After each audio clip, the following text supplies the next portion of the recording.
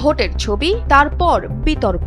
নির্বাচনের দিন থেকেই আলোচনায় রয়েছেন অভিনেত্রী রুকাইয়া জাহান চমক। ত্রয়োদশ জাতীয় সংসদ নির্বাচনে ভোট দেওয়ার পর নিজের ফেসবুক পেজে ব্যালট পেপারের ছবি পোস্ট করেন এই অভিনেত্রী। ছবিতে একটি নির্দিষ্ট প্রতীকে সিল দেওয়া এবং গণভোটে হ্যাঁ ভোটের দৃশ্য দেখা যায়। তবে পোস্টটি বেশিক্ষণ থাকেনি, কিছু সময়ের মধ্যেই সেটি মুছে ফেলেন তিনি। পোস্ট ডিলিটের পর একটি সংক্ষিপ্ত স্ট্যাটাসে চমক লেখেন, ভোট ডিলিট কর, না হলে প্রবলেম হবে। এই এক বাক্যেই শুরু হয় সামাজিক যোগাযোগ মাধ্যমে তুমুল আলোচনা। এরপর ভোটের বেসরকারি ফল প্রকাশের পর বিজয়ীদের অভিনন্দন জানিয়ে একটি ফটোকার্ড শেয়ার করেন আলোচিত এই অভিনেত্রী। সেখানে জায়গা পান তারেক রহমান, মির্জা ফখরুল ইসলাম আলমগীর সহ জোটের শীর্ষ নেতারা। তালিকায় ছিলেন তরুণ রাজনীতির আলোচিত মুখ নুরুল হক নূর এবং হাসনাত আব্দুল্লাহ। ফটোকার্ডের ক্যাপশনে নবনির্বাচিতদের অভিনন্দন জানিয়ে চমক লেখেন, অভিনন্দন নবনির্বাচিত সংসদ সদস্যদের। জাতি যে স্বপ্ন আর প্রত্যাশা নিয়ে আপনাদের নির্বাচিত করেছে,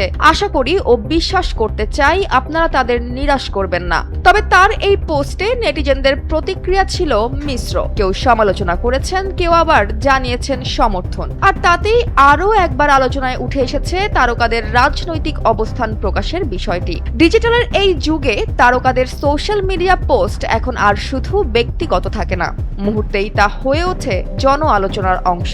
এবং চমকের সাম্প্রতিক ঘটনাও যেন সেই বাস্তবতারই আরেক উদাহরণ।